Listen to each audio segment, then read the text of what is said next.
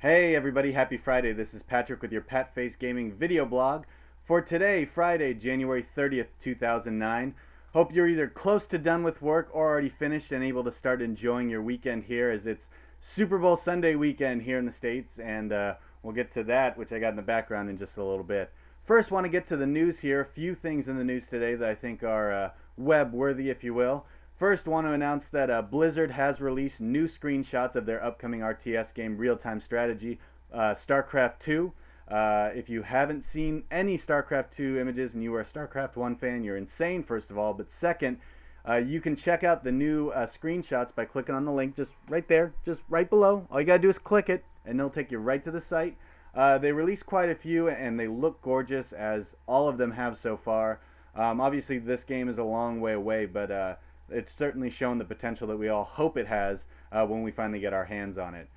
In other news, I want to announce that Nintendo, according to a few sites who have reported on this, Nintendo has released their title release date schedule, I guess is the best way to describe it, for 2009. The cool thing about this is they've released what they're going to expect to be out in Japan, in Europe, and in North America separately.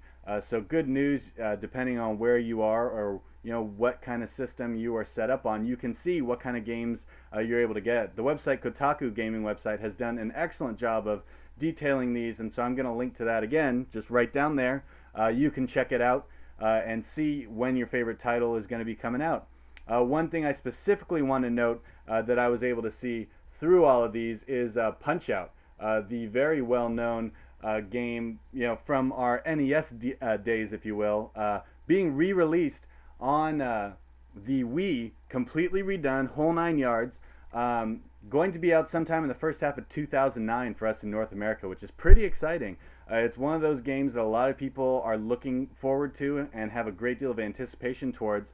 The screens and the videos that have been released so far for it look very classic, like the game that we all love. So there's definitely potential there, and that's probably the biggest Wii game that was shown in terms of release dates so far. Also, for you DS and RPG fans, Mario and Luigi RPG 3 was also shown on that list and is going to be released here in the United States sometime in 2009. So I know there are a lot of followers of that series, and if you are, lucky you, because it'll be coming out in 2009. Another thing, CNBC had an Activision Blizzard CEO on their show, and he announced an upcoming game kind of related to Guitar Hero, I guess. How about DJ Hero, sometime in 2009? Yeah, DJ is in, Ficky Ficky, coming out sometime here, 2009. So it was a conversation where they were talking about trying to expand, the different types of gaming that's going on. And so I guess this has been made official, a surprise to a lot. It'll be interesting to see how they incorporate it in terms of, scratching the vinyl and whether they beatbox or what it's going to have.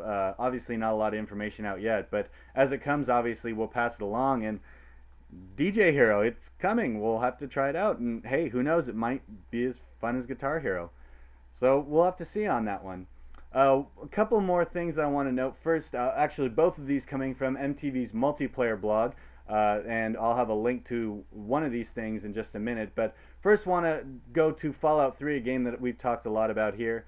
Todd Howard, the producer of Fallout 3, was interviewed by MTV's multiplayer blog, and the question that was posed to him was, what have you learned from Fallout 3 in terms of critiques and what you've read in the forums and all that kind of stuff? And I think he said two things that I thought really kind of stood out. The first being that the end of the game will no longer be the end, and that was a mistake. If you haven't played Fallout 3, when you get to the end, that's it. So you got to save before you finish the game to try to do everything else and explore the world. And if you don't, you're kind of screwed. And that's what a lot of PS3 fans are worried about. PC and 360 fans, when the next set of downloadable content comes, it'll open up that so you can go and re-explore the world if you happen to get stuck in that situation. The other thing, which will also be addressed with the the 360 and PC next downloadable content, is the level cap. The level cap right now set to, so once you build yourself up, the highest level you can get is level 20. The downloadable content will expand that to level 30. But two things that I completely agree with here. If you're going to have an open world game, at the end of the game, you got to let people explore the open world. It's that simple. especially in Fallout, where you've worked so hard to make it so beautiful, and to really, it's worth taking the time to go explore the entire world and check out all the cool stuff that you can find out. And then in addition to that, level caps, I mean, as an RPG guy, level caps just drive you nuts. If someone wants to spend the time to get to level 99 or level whatever, so be it. Let them spend the time if that's how they enjoy the game. It's going to enhance their gaming experience. And if somebody else just wants to go right on through the game, that's fine too. And so I think that that's kind of the big debate with level capping. I just don't see the benefit in it, because whether you like to or whether you don't, you're going to find, if you don't put a cap on, you're going to be able to enjoy the game. One other thing I want to note just quickly here, I know this is going to be a little long, want to note that Stephen Totillo, the editor over there at MTV Multiplayer Blog, has a great lunchtime vlog, a video blog, up there about game reviews and how a game reviewer goes about getting the information from the company making the game. It's focused around Halo Wars, which is a 360 game coming out, and it's cool to see, step by step, here's the information that's sent to them, here's how they get the instruction manual, here's how much of the game they get, and here's what they can and can't review about. If a lot of you who follow gaming remember the whole blow up about Metal Gear Solid 4 and about what could be reviewed and what could not be in a review and all that kind of stuff. It's a really interesting look into it if you haven't seen it before. So I'm going to link to that right down there one more time, 3 links today. So check that out, and I thought it was really interesting, and I'd like to know what you think as well. That's going to wrap it up for the news. I did play Resident Evil 5 yesterday, and I really, really want to talk about it, but it's going to have to wait. The Super Bowl's on Sunday. We got to do the prediction. We played the simulation, and I'm glad I did, because I wouldn't have believed it unless it was sitting on the screen right there. Ben Roethlisberger throws 5 interceptions in the first half. 5 interceptions in the first. He finishes with 6. That's a Super Bowl record, and the Steelers get 3 points the whole game. Arizona takes 3 of those interceptions, converts them into touchdowns, takes another one into a field goal, and they destroy the Steelers 31-3. Kurt Warner, 3 touchdown passes. Edgerrin James rushed for the 4th on the ground. Not a lot of impressive numbers except for the staggering number of interceptions that Roethlisberger threw. It's almost unbelievable that he would throw 6 in a game, and I wouldn't have believed it unless it was, sitting right there. I got the PS3 out, I got Madden in there, and I'm stunned. But that's this box's prediction, and granted, it could, I'm not expecting it to be right on.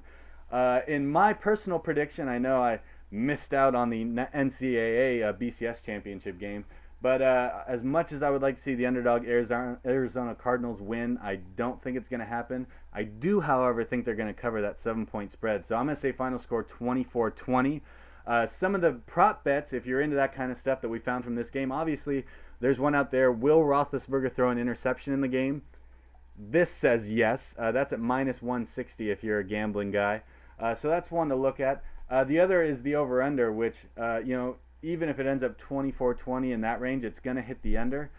So that's one of the other ones that I'll be looking at too. So 2 bets to keep your eye on, and according to this, bet the Cardinals to win because you're going to make a ton of money.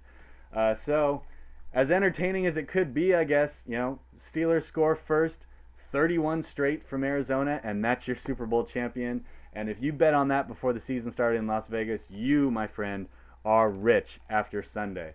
That's going to wrap it up here. There will be no blog this weekend, unfortunately. Just a busy weekend all around with a bunch of stuff going on for me. I want to thank you, as always, for tuning in as we conclude another week here. We'll be back on Monday to see how this prediction turned out and how my prediction turned out, hopefully a little better than the BCS championship game. As always, again, thank you for tuning in. Just want to remind you quickly, patfacegaming.blogspot.com. Patface Gaming is the YouTube channel, so please subscribe. And have a wonderful weekend, everybody, and I look forward to talking with you again on Monday. For patfacegaming.blogspot.com, this is Patrick signing off. Have a great weekend.